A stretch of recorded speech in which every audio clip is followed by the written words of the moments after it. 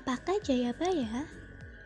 Jayabaya adalah salah satu raja kerajaan Kediri yang memerintah antara 1135 sampai 1157 Masehi. Selama itu, dia dipuji sebagai raja besar yang kekuasaannya tidak bisa ditentang kerajaan-kerajaan lain. Jayabaya juga dikenal sebagai raja yang mampu mempersatukan Jenggala dengan Kediri. Selama memimpin, kesusastraan Jawa berkembang pesat. Kejayaan Kediri di bawah kepemimpinan Jayabaya juga ditunjukkan dalam berbagai prasasti yang ditemukan. Siapakah Jayabaya? Jayabaya adalah salah satu raja kerajaan Kediri yang memerintah antara 1135 sampai 1157 Masehi. Selama itu, dia dipuji sebagai raja besar yang kekuasaannya tidak bisa ditentang kerajaan-kerajaan lain. Jayabaya juga dikenal sebagai di bawah kepemimpinan Prabu Jayabaya, Keraton Kediri mencapai puncak peradaban dengan menghasilkan karya sastra bermutu tinggi seperti Kakawin Baratayuda, Gatotkaca dan Hariwangsa. Di bawah kepemimpinan Prabu Jayabaya, Keraton Kediri mencapai puncak peradaban dengan menghasilkan karya sastra bermutu tinggi seperti Kakawin Baratayuda, Gatotkaca dan Hariwangsa. Di bawah kepemimpinan Prabu Jayabaya, Keraton Kediri mencapai puncak peradaban dengan menghasilkan karya sastra bermutu tinggi seperti Kakawin Baratayuda, Gatotkaca dan Hariwangsa. Selain terkenal karena kepemimpinannya, ramalan Jayabaya juga tidak kalah terkenal. Banyak yang percaya dari banyak jenis ramalan yang ada, ramalan Jayabaya tertua dan asli adalah kitab Astral karya Sunan Giri Prapen yang ditulis pada tahun 1540 Saka atau tahun 1618 Masehi. Berikut adalah ramalan Jayabaya yang menjadi kenyataan. Jawa akan terpecah-pecah.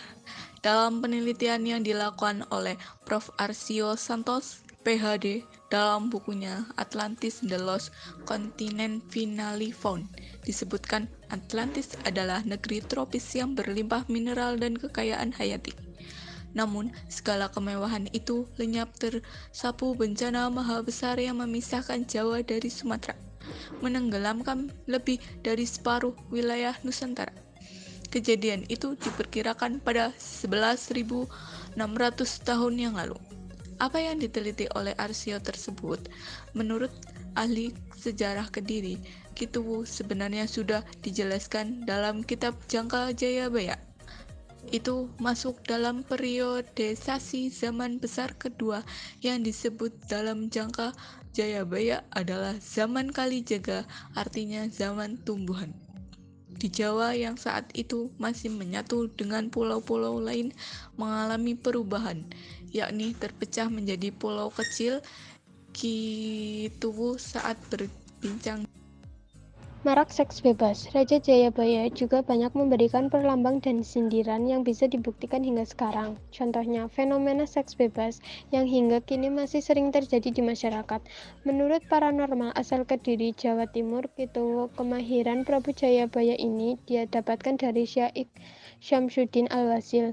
Dalam kitab Jangka Jayabaya pernah diungkapkan bahwa nanti akan banyak kaum laki-laki dan perempuan yang akan kehilangan rasa hormat sampai rasa malu. Ada lagi yang menarik ungkapan dalam Jangka Jayabaya, yakni wong wadon ilang kawirangane, wong lanang ilang prawirane. Artinya, banyak perempuan hilang rasa malunya dan banyak laki-laki hilang kehormatannya. Saya tidak mau mendahului kehendak Allah, namun ini sudah terbukti, kata Kituwu. Yang terakhir, Kituwu menukil dan Jangka Jayabaya, yakni akeh udan salah mangsa, akeh prawan tua, akeh randa nglairake anak, akeh jabang bayi lahir golek bapake.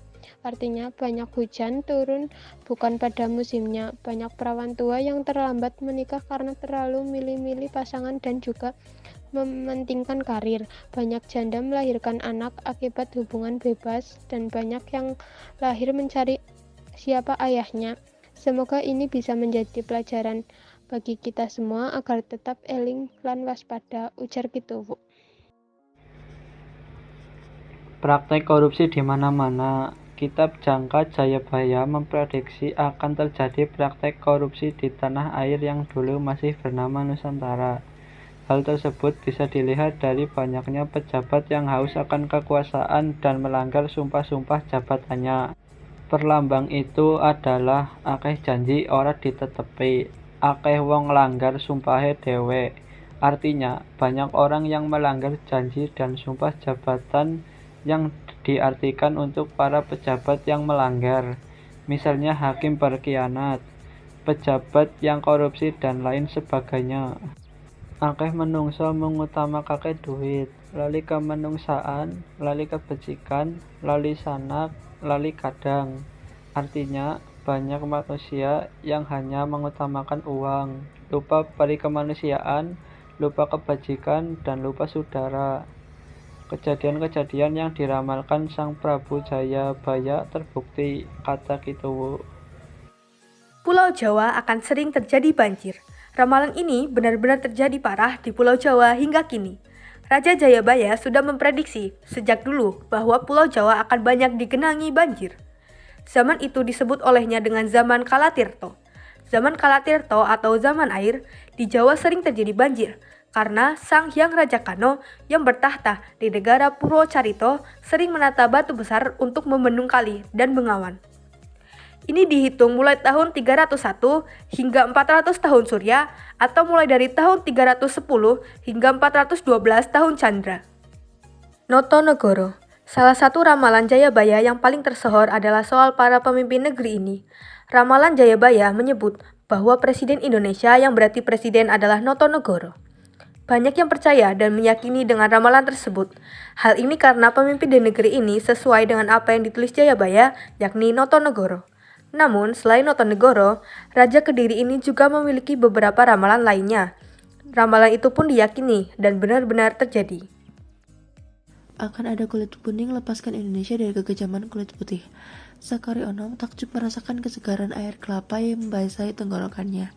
Inilah pertama kalinya anggota Batalion 153 Angkatan Darat Kekaisaran Jepang itu merasakan air kelapa muda. Ono muda begitu terkesan dengan keramahan penduduk di Cilacap, Jawa Tengah. Walau tak banyak interaksi dan terbatas kendala bahasa, Ono merasa disambut baik di Pulau Jawa. Ono kemudian mengerti masyarakat begitu mempercayai ramalan Jayabaya. Akan ada orang-orang kate berkulit kuning yang akan melepaskan penduduk Indonesia dari kekejaman bangsa kulit putih. Mereka percaya orang kate itulah adalah tentara Jepang. Selama bertugas, Ono lebih banyak kecewa melihat sikap para tentara Jepang lain. Apalagi masa 1943 sampai awal 1945 di mana tidak ada perang di Jawa. Kemudian Ono melarikan diri dari militer Indonesia. Ono melarikan diri dari militer Jepang dan bergabung dengan tentara Indonesia. Ono pun mengubah namanya menjadi Shigeru, sehingga para veteran Jepang mengenalnya sebagai Rahmat Shigeru Ono. Dia kemudian berjuang bersama para pemuda. Dia melatih mereka dan memimpin gerilyawan Indonesia berperang melawan Belanda. Rahmat Ono adalah tentara Jepang terakhir yang memihak Republik Indonesia. Samurai terakhir itu tutup usia lalu di Malang, di tengah keluarga dan tanah air yang dia cintai.